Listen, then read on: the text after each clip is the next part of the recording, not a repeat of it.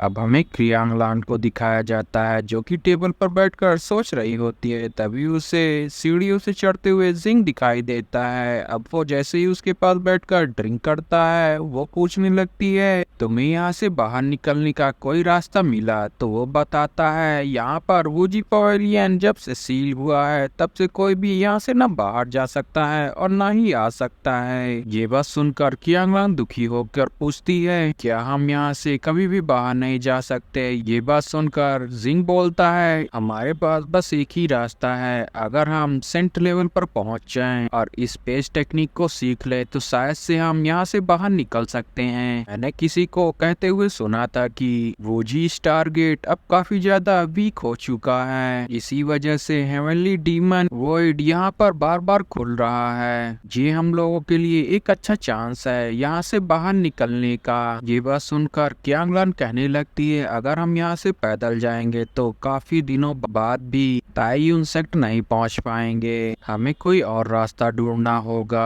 वैसे भी यहाँ के लोग हमें यहाँ से बाहर नहीं जाने दे रहे हैं। तभी ये बात सुनकर जिंग बोलता है, मेरे पास एक गुड न्यूज है, मैंने वोजी पूल के बारे में पता लगा लिया है। ये बात सुनकर क्यांगलान कहने लगती है, आखिर वो किस जगह पर है और कितनी दूरी पर है, इसके लिए हमें क्या करना होगा? जिंग उसे बताता है, ज्यादा कुछ नहीं, हमें एक ट्रायल टेस्ट देना होगा और हम फिर वोजी पूल में प्रैक्टिस कर पाएंगे। बात सुनकर क्यांगलान उससे पूछती है, हम कब यहाँ से जाने वाले हैं? तो जिंग बोलता है, बस कुछ दिन और, जब हमें यहाँ के एल्डर ये अलाउ कर दे कि हम कहीं पर भी जा सकते हैं। अब हमें अगले दिन का सीन दिखाया जाता है जहाँ पर जिंग और क्यांगलान वोजी पवेलियन के सेक्ट लीडर के पास पहुँच जाते हैं और उन्हें ग्रीट करते हुए वोजी पूल में जाने की इच्छा जताते हैं, मगर वो एल्डर उसे मना कर देता है और कहता है, तुम यहाँ के नहीं हो, हम तुम्हें वूजी पूल में नहीं प्रैक्टिस करने दे सकते। उनकी ऐसी बातें सुनकर जिंग कहता है, आप इतनी जल्दी मेरी बातों को रिफ्यूज मत करिए, अगर हम वूजी स्टार पूल में इंटरव्यू होंगे तो उससे कोई प्रॉब्लम नहीं होगी वूजी स्टार गेट को। और वूजी स्टार पूल में हमें कोई बेनिफिट मिलता है तो वूजी स्टार गेट को भी बेनिफिट हम लोग करेंगे।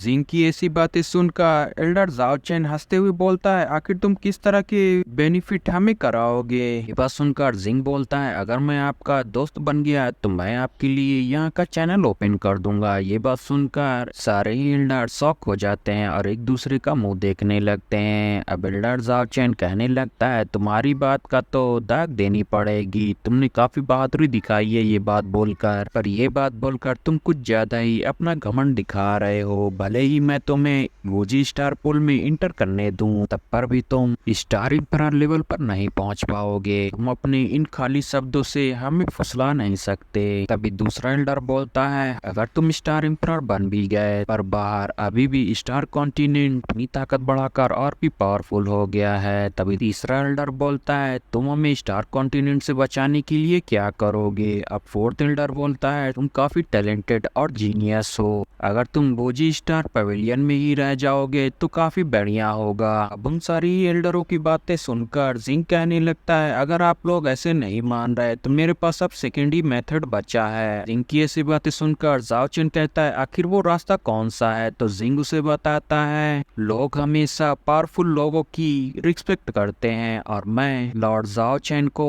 चैलेंज करता हूँ, अगर मैं इस फाइट में आपसे जीत जाता हूँ तो आप मुझे वूजी स्टार पूल में जाने का परमिशन दे देंगे, अगर मैं इस फाइट में हार गया तो मैं वूजी पवेलियन से जाने का कभी भी नहीं बोलूंगा। जाओ चैन जिंग की ऐसी बातें सुनकर कहने लगते हैं, तुम तो अभी सोल रिलम के सेकेंड स्टेज पे हो और मैं सोल रिलम के फोर्थ लेवल पर, और मैं तुमसे 2 लेवल आगे हूँ, तुम्हें इतना भी ज्यादा घमंड नहीं करना चाहिए। ये बात सुनकर जिंग कहता है, क्या लॉर्ड जाओ चैन मुझसे फाइट नहीं करना चाहते? अब ये बात सुनकर लॉर्ड जाओ चैन कहने लगते हैं, अगर तुम अपने लिए ट्रबल क्रिएट करना ही चाहते हो तो ठीक है, बाहर आ जाओ मुझसे फाइट करने के लिए। अब दोनों ही बाहर आ जाते हैं। अब जाओ चैन जिंग से बोलते हैं, तुम अपना अटैक करो, मैं देखना चाहता हूँ कि स्टार कॉन्टिनेंट के लोग कितने पावरफुल हैं। अब जिंग अपनी टॉल जोडाक्साइन के दो टेक्निक का इस्तेमाल करता है, जिसे देखकर जाओ चैन शॉक हो जाता, कहता है एक ही टाइम पे ये दो टेक्निक को कैसे इस्तेमाल कर सकता है। अब जिंग उसके ऊपर अटैक कर देता है, जिसे देखकर जाओ चैन अपनी स्पिरिचुअल हैंड से उसके अटैक को खत्म कर देता है और साथ ही जिंग के ऊपर भी स्पिरिचुअल हैंड से अटैक कर देता है, मगर जिंग उसके इस अटैक से बच जाता है। अब जिंग जाओ चैन के ऊपर फिर से अटैक करता है, मगर जाओ चैन पावर ऑफ स्पेस के इस्तेमाल करते हुए वहां से हट जाता है। अब जाओ चैन जिंग के ऊपर स्पिरिचुअल हैंड से हमला करता है, मगर जिंग उसकी इस अटैक को अपनी शॉट से खत्म कर देता है और अपने टॉल जोडाक्साइन की मदद से उसके ऊपर अटैक करके उसे घायल कर देता है। ये देखकर जाओ चैन कहने लगता है, मुझे तुम्हारे टैलेंट के ऊपर जरा भी शक नहीं है, तुम काफी पावरफुल हो, पर मेरे और तुम्हारे बीच एक काफी बड़ा गैप है, तो तुम मेरे सामने नहीं टिक पाओगे।